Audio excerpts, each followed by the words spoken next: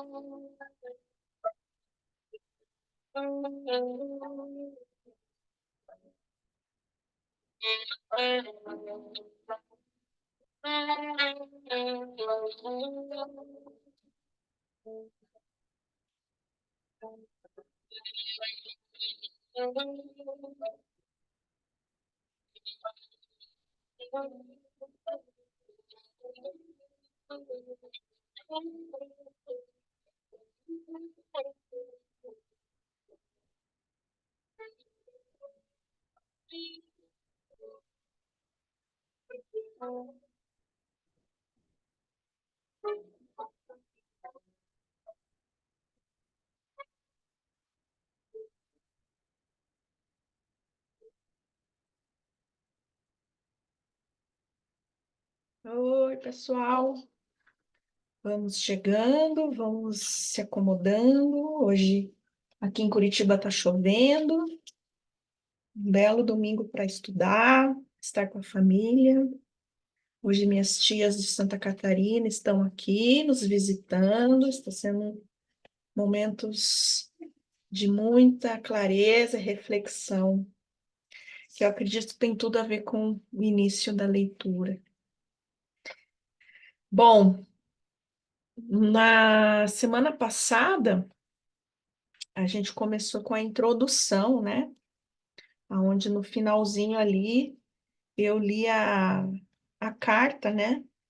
Que Jesus manda para nós, mandou para a autora, né? E é endereçada a todos nós também. E hoje eu quero finalizar essa introdução, ela vai ser um pouco mais curtinha, para depois a gente entrar no prefácio. O prefácio ele é um pouco longo, mas é muito bonito, que eu estava dando uma lida. Ele conta toda uma história da trajetória da vida da autora, né? E da tradutora também. Então, as nossas vidas são preparadas, né, para que a gente possa, na maturidade da nossa caminhada, a gente ter a robustez, né, a maturidade para poder ouvir esse chamado. Então, esse prefácio aqui vai ser muito bonito, eu vou ler durante a semana, para que eu possa trazer o essencial, a gente vai ler juntos aqui também, e, e se conectar, né, com a essência de tudo isso. Mas vamos finalizar aqui, então. Semana passada a gente leu, né, aquela carta, e aí hoje eu vou falar um pouquinho sobre como que aconteceu, né, essa tradução do livro, porque é muito bonito quando um trabalho simplesmente chega para alguma pessoa, né? É muito bonito que as coisas vão acontecendo naturalmente. E quando precisa acontecer mesmo, pessoas vão chegando para auxiliar nesse belo trabalho. Então, a gente vai falar um pouquinho aqui sobre esse processo, né? De como eles fizeram esse trabalho. Então, eu vou procurar fazer uma leitura um pouco melhor que a da semana passada. Arrumei um microfone aqui, já testei. Vou procurar me distanciar um pouco mais para ficar mais com a garganta mais livre e poder ler para vocês. Então, vamos lá. Meu querido irmã, minha querida irmã, esse livro que você tem em suas mãos é o resultado de um trabalho de mais de 3 anos, que envolveu a tradução inicial feita por mim, que no caso é Juliana, e um trabalho minucioso de revisão feito por duas pessoas maravilhosas, Ana Maria Fernandes e Sérgio Condé. Por morarmos em diferentes estados, o trabalho de revisão foi feito através de encontros online, onde tivemos a grata oportunidade de ler e revisar juntos todo o texto 2 vezes. Ao longo desses 3 anos, também contamos com a colaboração amorosa de Débora Correia e Rodrigo Caires. Então, vejam, a dedicação dessas pessoas por 3 anos, onde eles traduziram e fizeram a leitura, né, desse livro. Então, vamos primeiramente agradecer e honrar o trabalho dessas pessoas, porque a gente está com o trabalho mastigadinho aqui, né? Eu estou fazendo uma parte aqui por muito gosto mesmo de estar lendo para mim e estar lendo para todos nós, né? Acho importante dizer que, sem a amorosa participação do intenso envolvimento de Ana e Sérgio, o resultado final de tradução não teria sido o mesmo. Por devoção às palavras de Jesus, que tanto tocaram nossos corações, realizamos esse trabalho voluntário, em união e relacionamento. Tivemos um cuidado extremo para que nosso ser pessoal não interferisse na grande jornada que realizaríamos juntos. Dedicamos especial atenção a nos mantermos fiéis às palavras do livro original, em inglês, e ainda cuidamos para que as palavras fossem acessíveis e simples. Então vejam que interessante, né? Esse livro ele foi escrito, a originalidade dele é em inglês, e essas pessoas se dedicaram a fazer a tradução. Então é muito especial, porque a gente precisa ter um cuidado para traduzir um livro, porque as palavras em inglês nos levam a um lugar, né? E quando a gente traduz para outra língua, a gente tem que manter a essência, né? E eu acredito que eles fazendo esse trabalho de tradução, e de revisão e de leitura, né?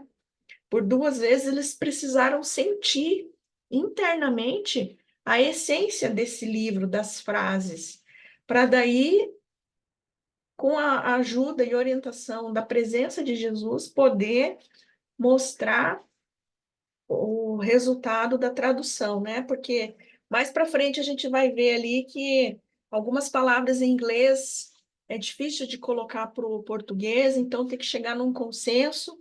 Então, eles tiveram muito cuidado, esse tato, né? Organicamente, cada um encontrou sua maneira de servir em cooperação. Sérgio se dedicou bastante, revisando cada capítulo antes de nossas reuniões, e sempre com muito cuidado aos detalhes. A fidelidade ao texto original e ao uso da linguagem muito elevada. Ao longo do trabalho de revisão, desenvolveu uma habilidade muito sensível. Olha que interessante. À medida que a gente se propõe a fazer um trabalho de leitura de livro, de revisão de alguma coisa, habilidades são desenvolvidas internamente na gente que a gente não faz ideia, né? Depois que a gente se dá conta disso, né? Ao longo do trabalho de revisão, desenvolveu uma habilidade muito sensível, conectando-se com sua intuição. Então, vejam, o próprio trabalho já foi desenvolvendo a intuição, por quê? Porque lá na frente a gente vai ver que coração e mente eles precisam estar bem afinados para que a mensagem dessa presença da inteligência crística precise chegar. Então, a inteligência crística, ela se comunica com a gente através do coração e da intuição. E o nosso trabalho é fazer a junção disso e agir. Essa é a ação que Jesus fazia, né? Então, esses momentos de insights se manifestavam de forma de alterações no texto, melhorando significativamente a clareza da mensagem. Então, é um trabalho muito alto e fino, né? Ana contribuiu com a sua sensibilidade e seu coração, entusiasmado para espalhar a mensagem de um curso de amor aos estudantes brasileiros.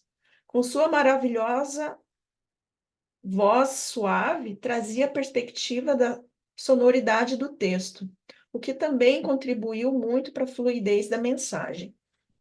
Então, é diferente, né? Você o tom da voz, da leitura, tem todo um, como é que fala? Um mistério com relação à palavra, né? Então, nós nos conectamos com as pessoas, mas antes da gente falar e ter o contato físico no sentido de presença, o próprio campo mental de vários níveis das pessoas já se comunicam.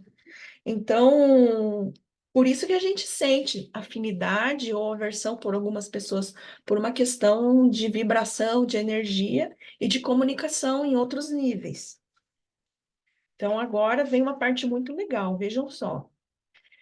Sentíamos, né, durante esse trabalho, sentíamos a presença de Jesus quando nos reuníamos para revisar a tradução. Perdemos a conta de vezes em que estávamos conversando sobre algum assunto, compartilhando algo pessoal, quando começávamos a leitura. A sensação era de que Jesus estava nos ouvindo, pois recebíamos uma resposta àquilo que tínhamos indagado momentos antes.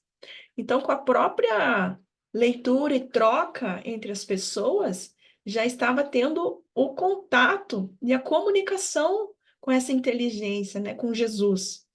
Então, a gente vai ver mais para frente que a maneira como Jesus se comunica com a gente é com a simplicidade, com a delicadeza. Existe uma presença diferente em fazer isso, né? Devo alertá-lo, querido leitor e querida leitora, também que Jesus é um tanto indiscreto com nossas inquietações, bastante intrusivo, e conforme você aumenta a sua intimidade com as suas palavras, terá a certeza absoluta que este livro foi escrito especialmente para você. Teria Jesus hackeado nossas mentes e corações?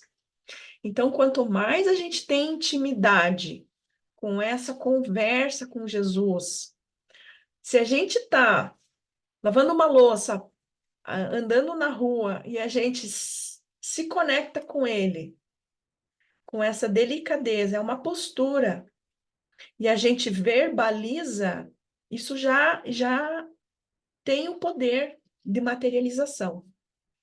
Por isso que a gente tem que cuidar com o que a gente pensa e com o que a gente fala, porque a nossa palavra tem muito poder, né? É a gente que não conhece totalmente essa nossa força, né? Apesar que a gente conhece, né? Porque muitas vezes a gente está enroscado em muitas coisas, mas porque a gente deixa fluir um, uma vibração mais negativa, né? Por isso que Jesus fala, orai e vigiai. Mas esse é o nosso exercício, né? Da nossa vida. Então, a gente está no aprendizado. Então, agora, a gente tem aqui uma sequência de 4 parágrafos, onde eu vou trazer de forma reduzida, que ele fala assim, ó, com relação às palavras usadas na edição de Um Curso de Amor, que é o nosso livro aqui, em português, destaco alguns pontos que considero importantes. No entanto, antes de fazê-los, gostaria de convidar você a abrir-se para experimentar as palavras, como se você não soubesse o que elas significam.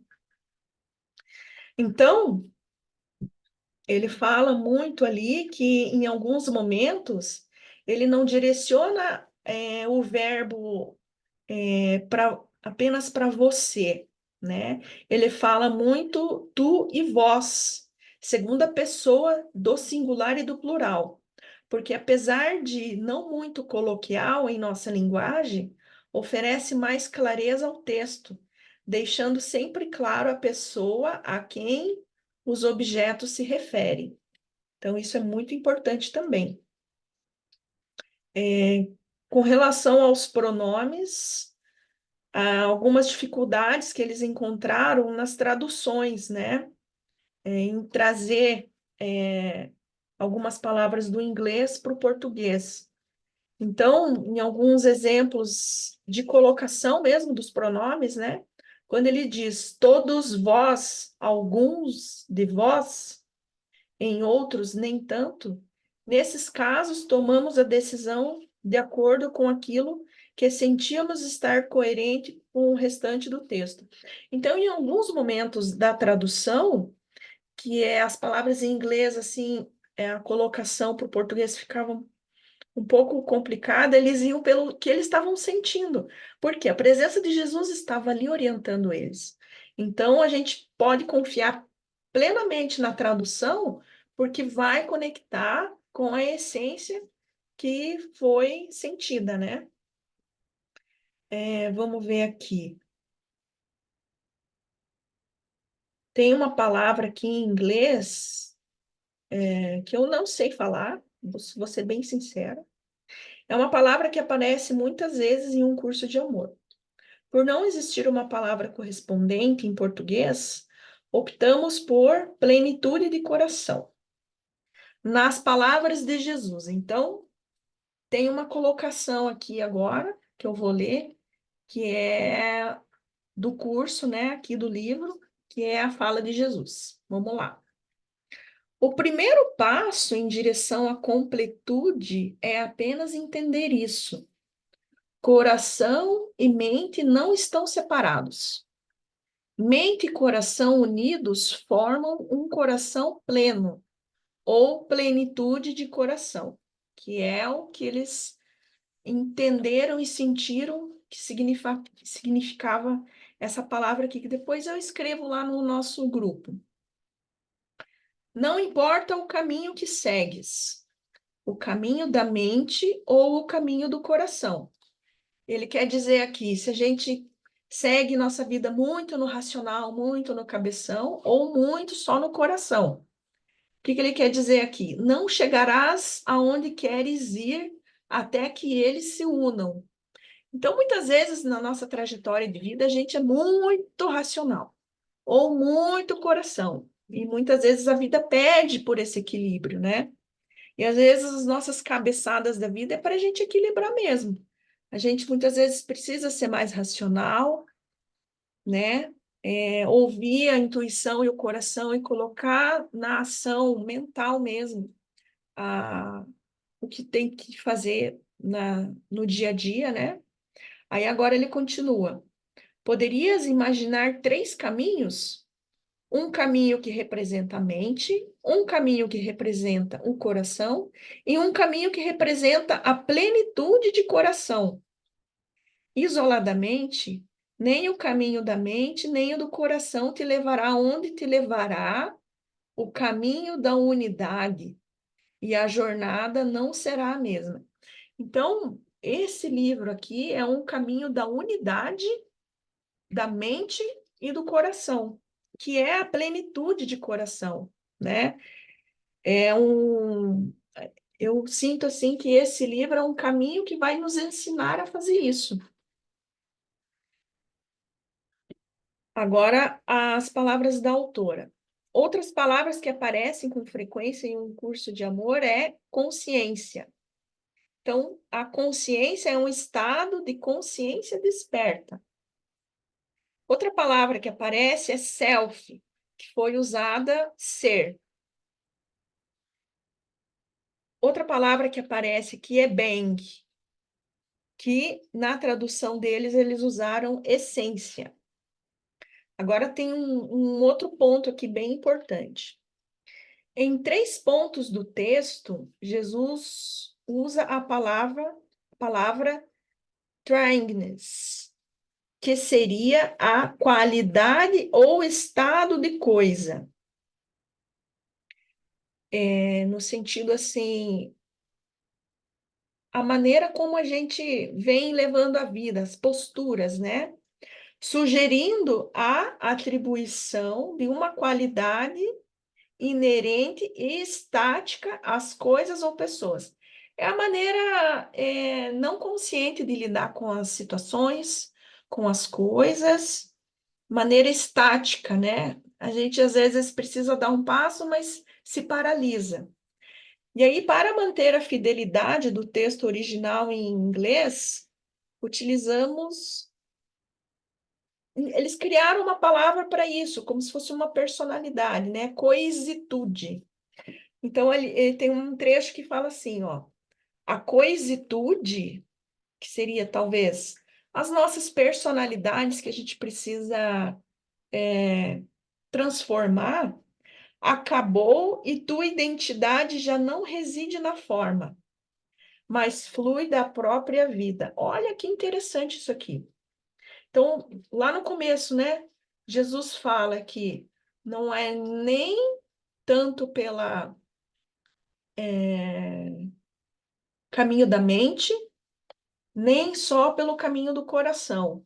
É a união disso aí para chegar numa plenitude de coração, aonde a gente vai desconstruir essa coisitude que acaba com a nossa identidade, com a nossa conexão com o ser. E quando a gente vai trabalhando isso, a gente já não vai mais se identificar com a forma. A gente vai estar agindo além da forma, que é a plenitude de coração, que nada mais é que fluir na própria vida. Muito bonito. A plenitude de coração é uma ação de coração e mente juntos que flui com a vida. Tipo, é dançar com a vida. Essas são as minhas reflexões, né? Vocês podem trazer seus entendimentos também e vocês podem comentar no vídeo do YouTube aí para a gente fazer uma troca, tá bom? Eu vou lendo aqui e eu vou tendo os insights, da maneira como eu vou sentindo aqui também, tá bom? Por fim, gostaria que você soubesse que esta tradução contou com o apoio incondicional de Glenn Hoffman, que, mesmo sem falar português, confiou, talvez até mais do que eu mesma, que a tradução não poderia ter sido feita por equipe melhor. Então, foi um belo trabalho onde eles se alegram muito com isso.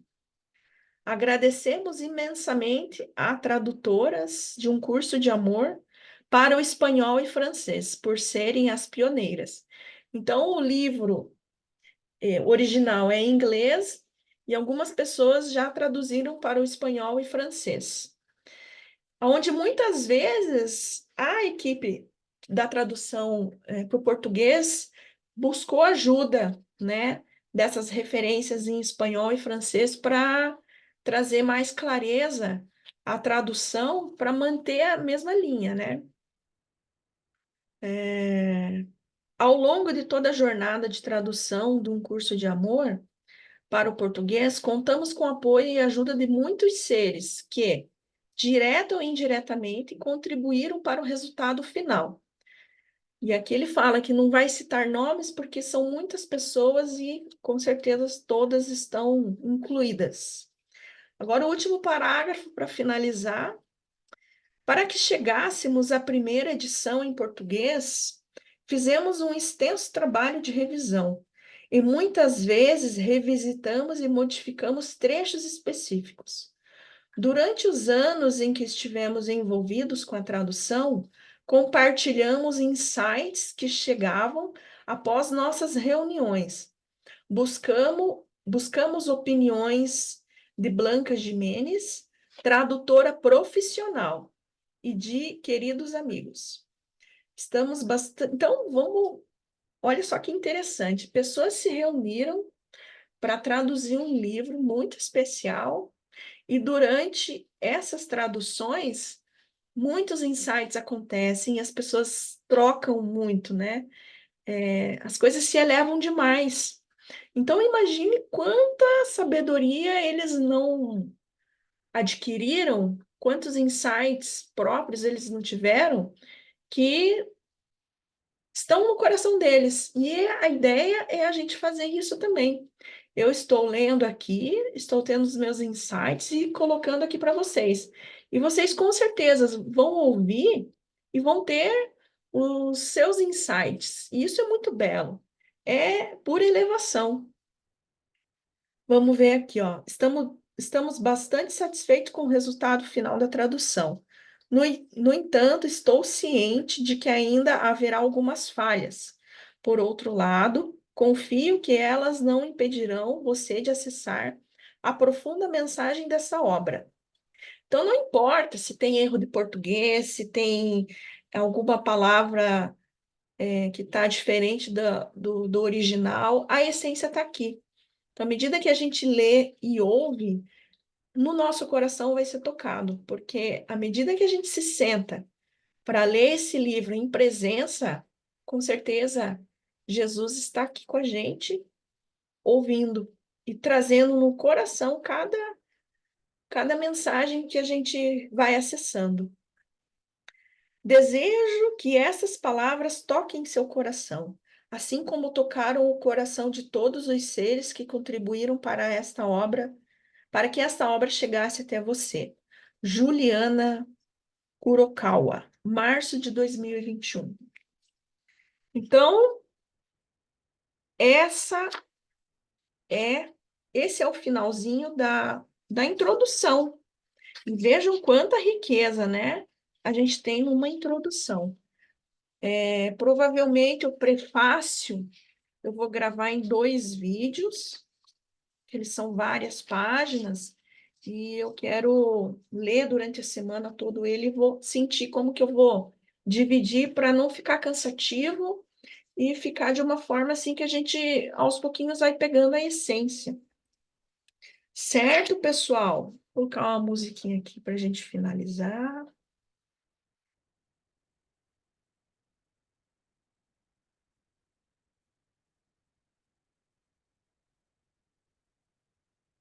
Adoro o som do violino, porque parece que ele dá uma afinada na, nas cordas do coração. Então é isso, pessoal. Na outra semana, vamos ler o prefácio e já vamos iniciar o livro 1. Estou bem curiosa e satisfeita para começar o livro 1, que tem uma introdução. Nossa, é muito legal, né? Muitas chaves, muita coisa. Muito legal. Estou bem feliz de estar fazendo isso.